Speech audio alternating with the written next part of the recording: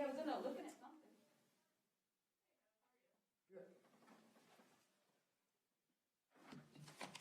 Yeah, someone had Oh, they got your remarks? my three-ring binder somewhere. Oh, she has it. Okay. She has your binder.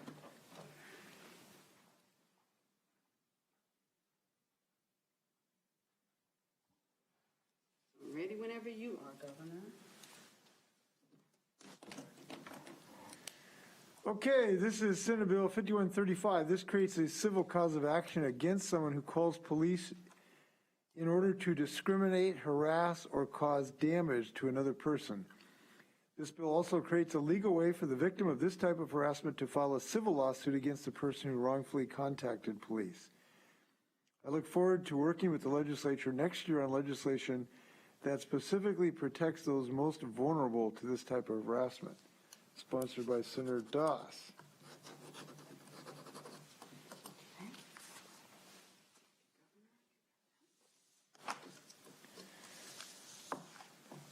This is Senate Bill 5084. It gives legislative approval to sell bonds so that we can pay for the projects outlined in the 2021-2023 capital budget.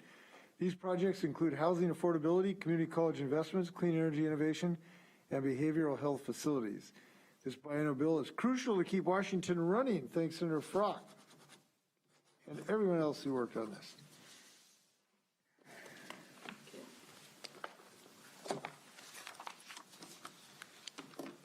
And,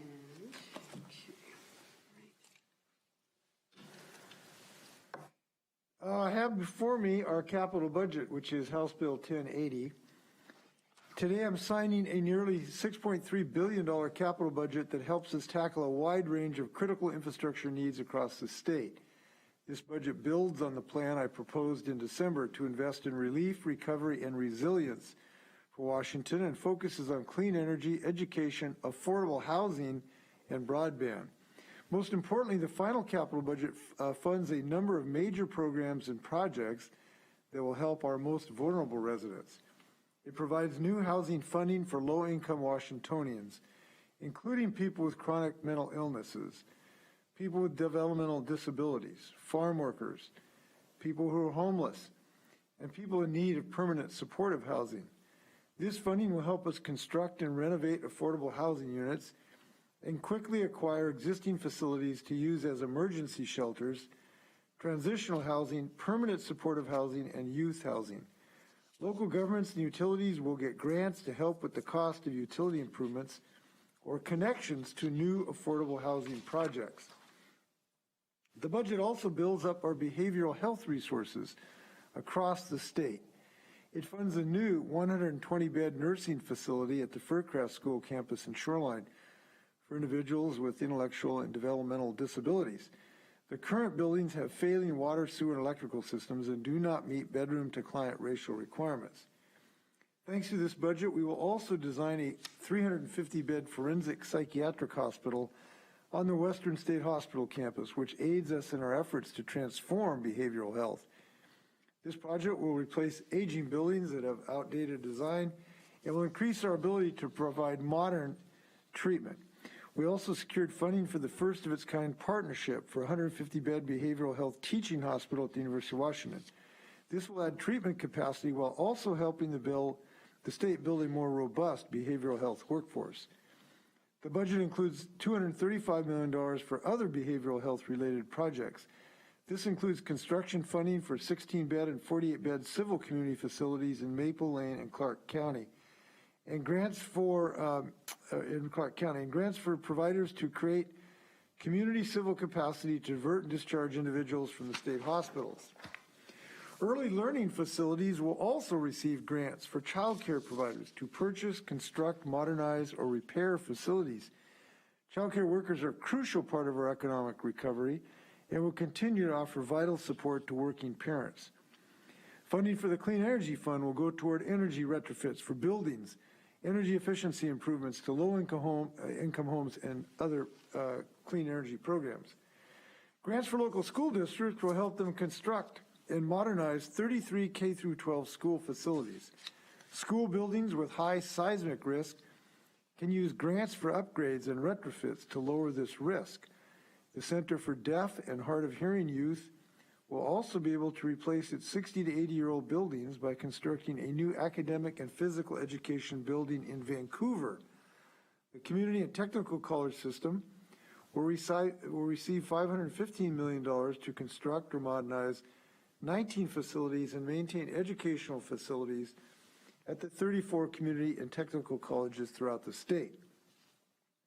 Other capital budget highlights include historic funding, $400 million through grants and loans to boost broadband infrastructure and expand access to unserved and underserved communities across the state.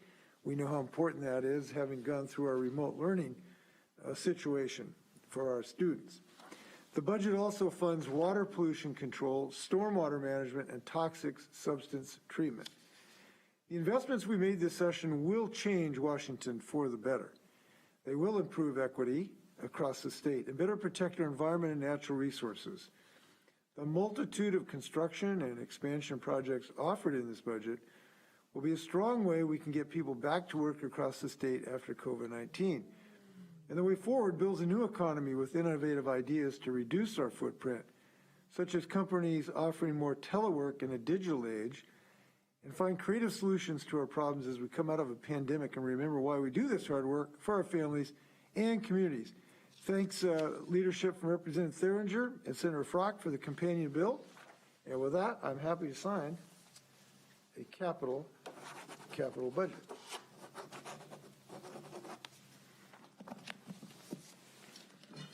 Oh. Red, blue, partial B to this one go.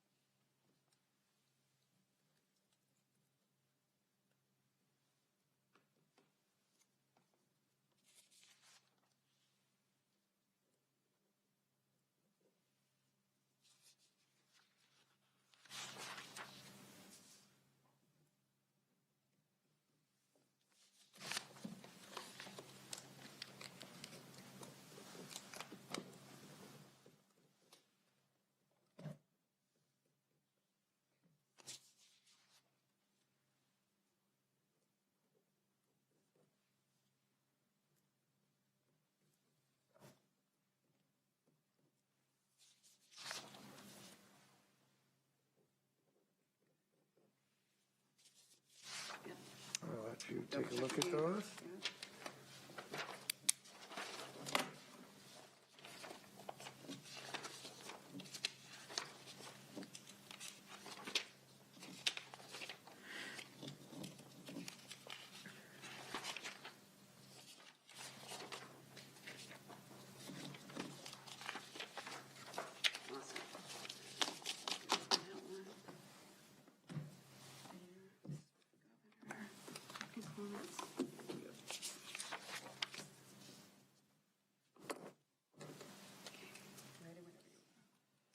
This is 5165.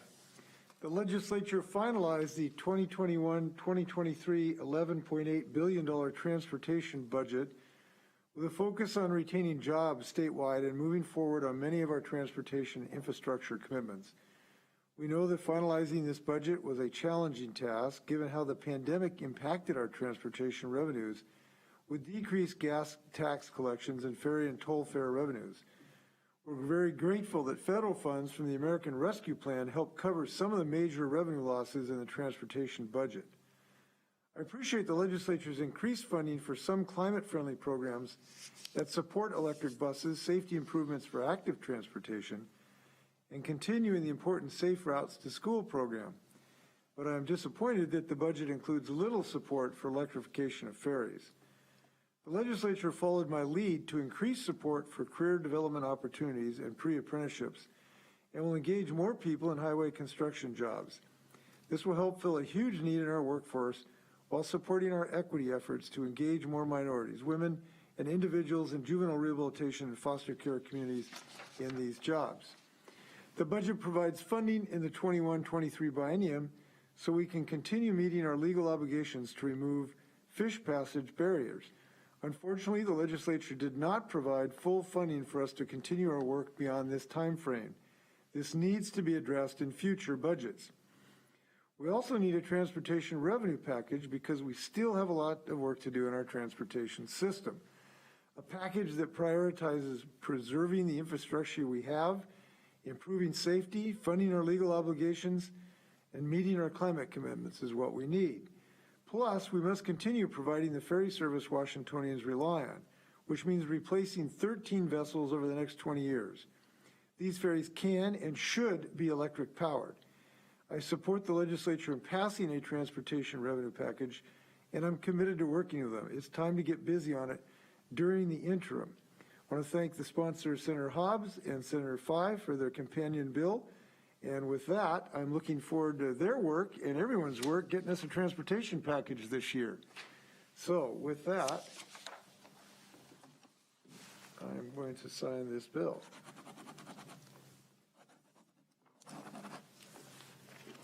So we did the veto. Yeah, we did that one already. Yep, that was the first one we did. Okay. This one right here. Let me get rid of another portion of these over there.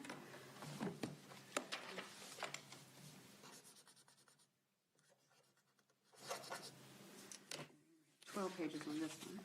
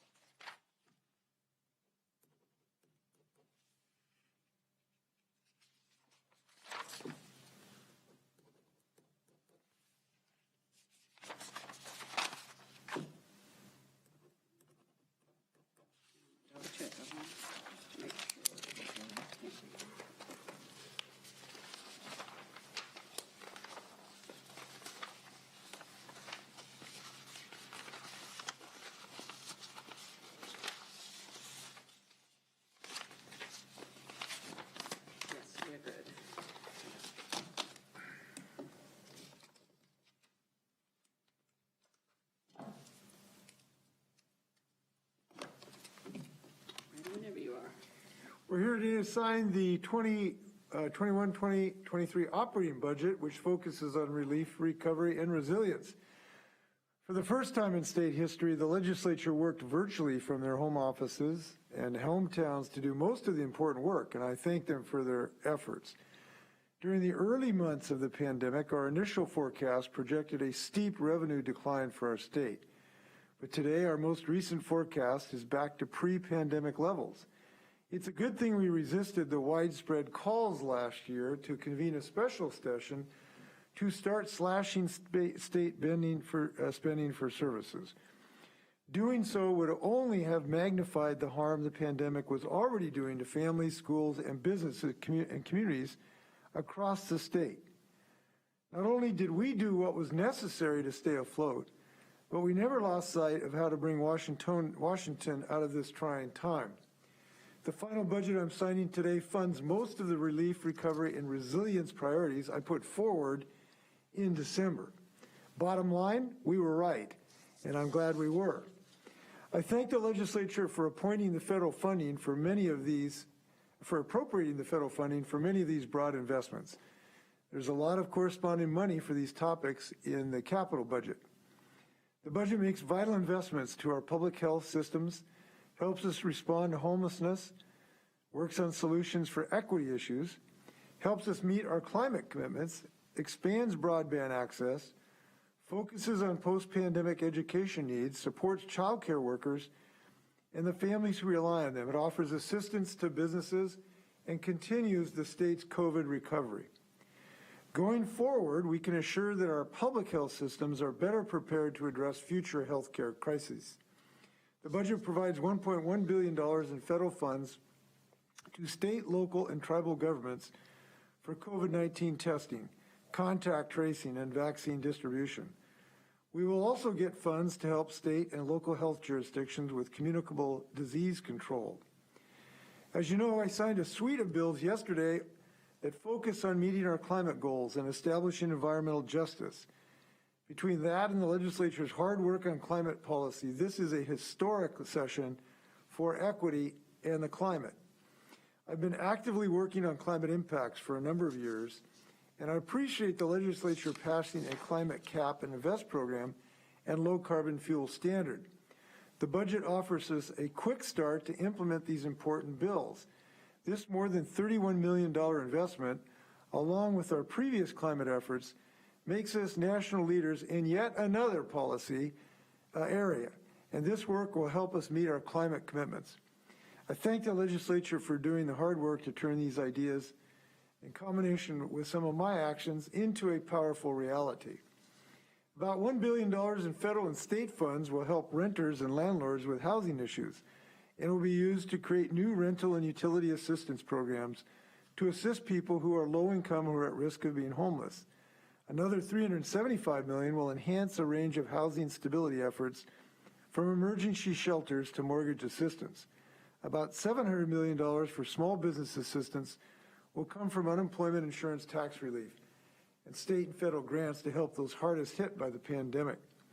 The budget also funds more than $100 million to help alleviate food insecurity, including food boxes and access to food purchasing benefits. Child care businesses, which are crucial to our economy during the pandemic, will get $400 million in grant relief for essential operating costs and subsidized funding. This helps more working families stay afloat while feeling confident that they have care for their child. Other funding will support our students as they make up for lost learning time due to the pandemic.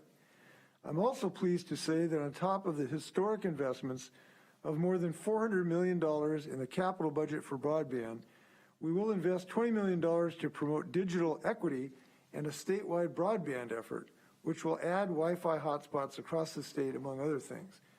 Because of the work we did this session, I can say that our state is on the right path to becoming more equitable, and not just in climate policy. This budget funds our new state equity office and establishes June 19th as a state holiday to recognize the country's brutal history of slavery and honor the resiliency of Black Americans. Our prudent budget decisions last year kept Washington strong. Today's budget continues bolstering our public safety nets and invests in the people who make our state what it is. After more than a year of great challenges and economic uncertainty, Washingtonians came together to offer solutions, help, and a good dose of hope. We showed resiliency, and we didn't give up. And I want to thank the leadership of the sponsors, Senator Rolfes and Representative Ormsby. And with that, I'm happy to sign this budget. Angie is taking care not to lift inappropriately here.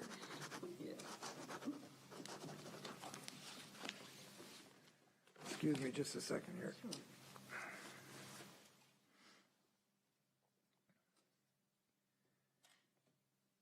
A few people, excuse me, just a couple minutes. I'm going to stand for your questions, but I need to excuse myself just for a minute.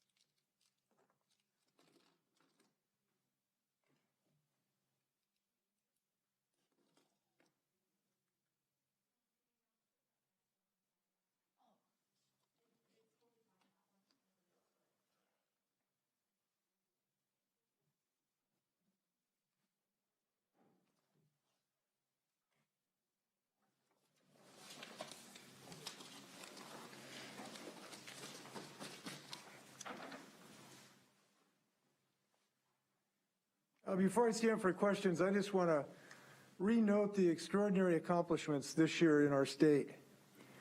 Yesterday, I had a full suite of events attacking the climate problem and helping protect our great state. From a bill reducing plastics to increasing recycling to the HEAL Act to restore environmental justice to the Climate Commitment Act and the Clean Fuel Standard, and money in the capital budget and money for the Clean Energy Fund in this budget, and focusing on environmental justice. These are amazing achievements, again leading the nation. Earlier today, I signed a dozen bills that will improve accountability and transparency for law enforcement in Washington state, and will create the nation's strongest police accountability system. It will also create the most transparent system. We led yesterday the nation on climate.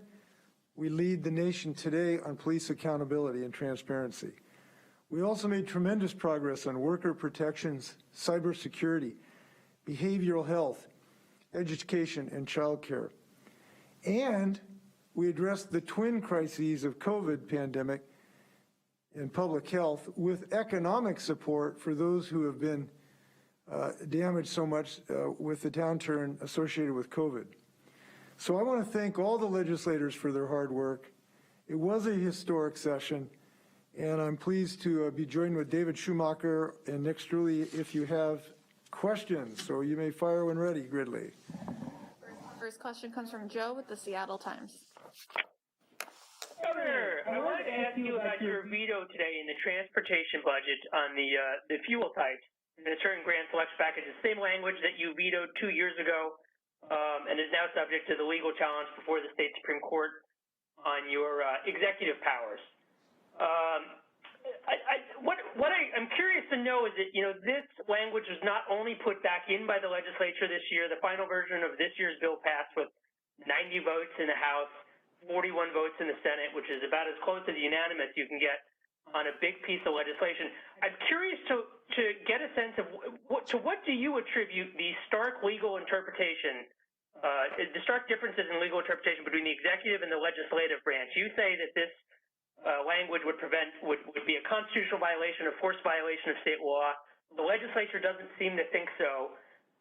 So that's my first question. And my second question is, what, if anything, did you do in the last 2 years to try and reach a resolution with the legislature on this type of language, which obviously didn't happen because they put it back in the bill this year anyway?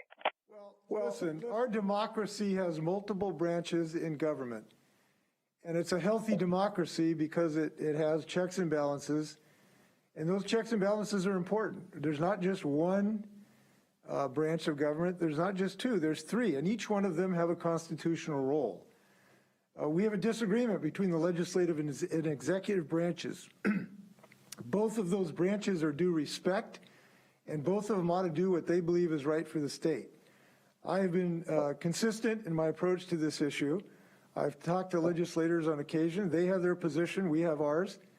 And we have a court system that will now answer the question. I believe on solid ground, that we have solid ground in this regard.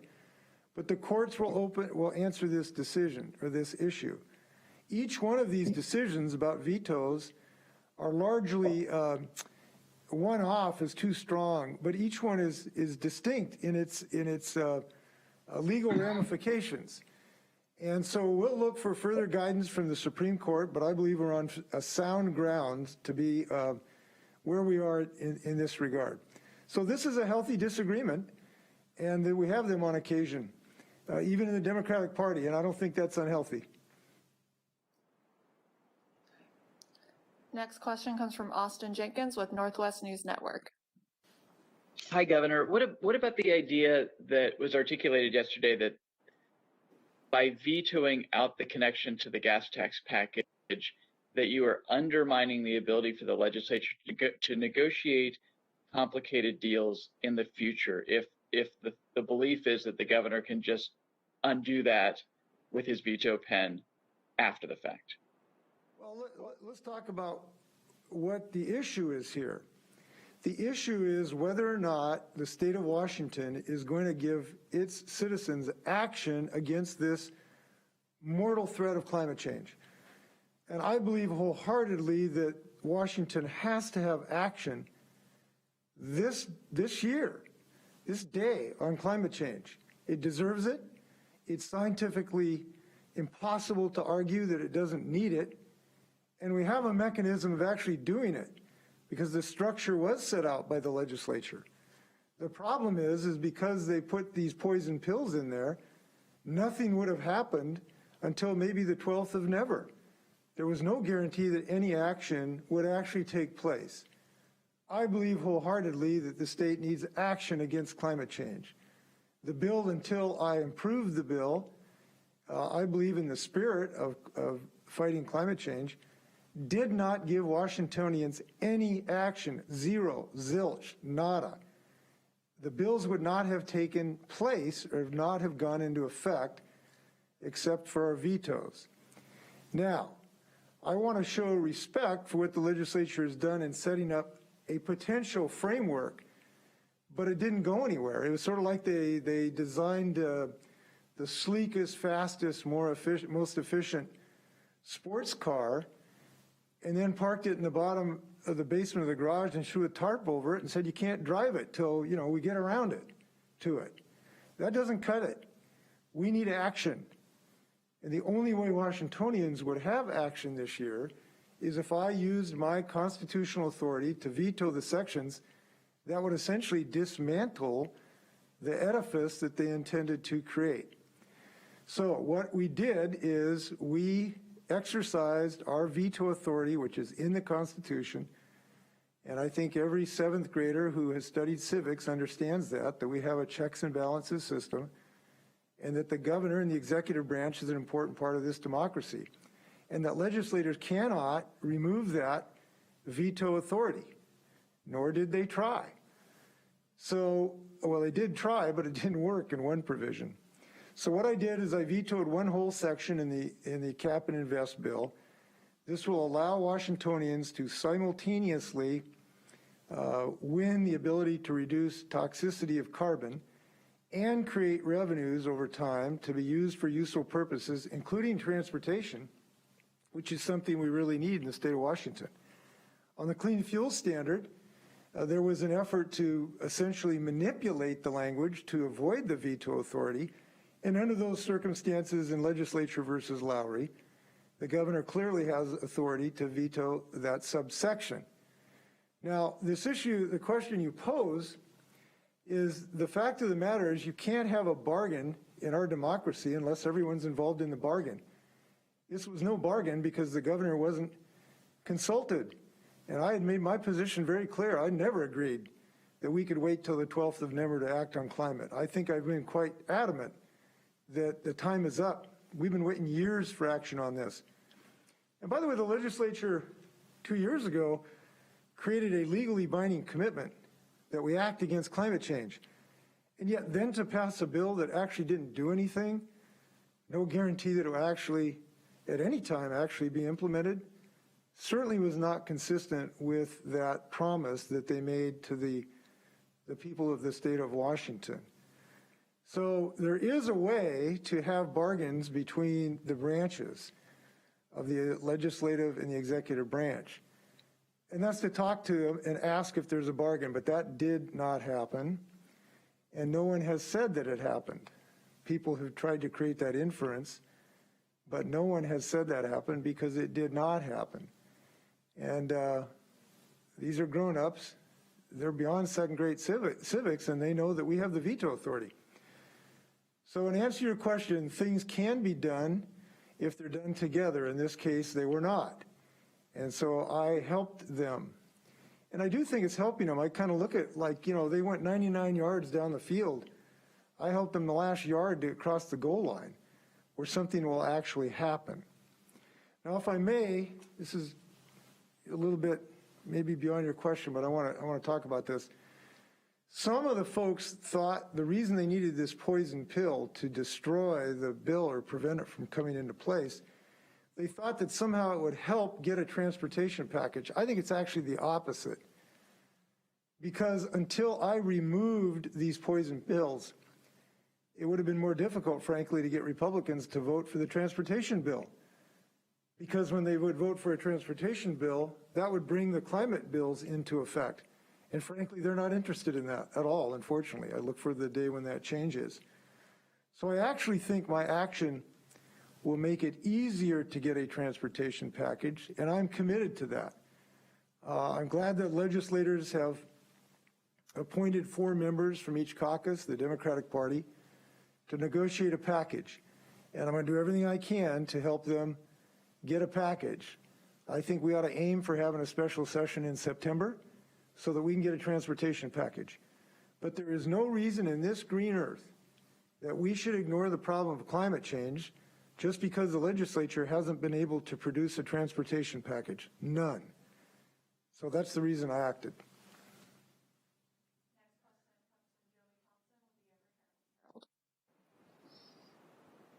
Hi, Governor. Shifting to COVID, any idea when the DOH is going to put out that updated guidance on mask use for businesses? And in the same vein, any update on the state's plan to hopefully set up some vaccine incentives? In Snohomish County, some officials this morning said that they've been unable to use their vaccine funds to get incentives, and that's been a bit of a roadblock. Well, we do have already incentive packages happening across the state of Washington. The Mariners have been offering vaccination and tickets. Rainers have been doing the same thing. Various businesses have been doing the same thing. We are giving some dollars to chambers of commerce so the chambers of commerce can do this. There is an incentive package already in the state of Washington. It hasn't been covered very much, where the chambers of commerce give voucher money to local business people so that people can shop locally and create incentives. We also, the Liquor Control Board allowed a shot and a shot arrangement here yesterday or day before yesterday. We are considering some additional incentive packages during this week. We're having further conversations about them. So we do believe incentives can be helpful, as well as increasing accessibility, and we're trying to do both. Your first question, you asked your first question there too. What was it? Yeah, just wondering when that DOH guidance might be ready for businesses on that.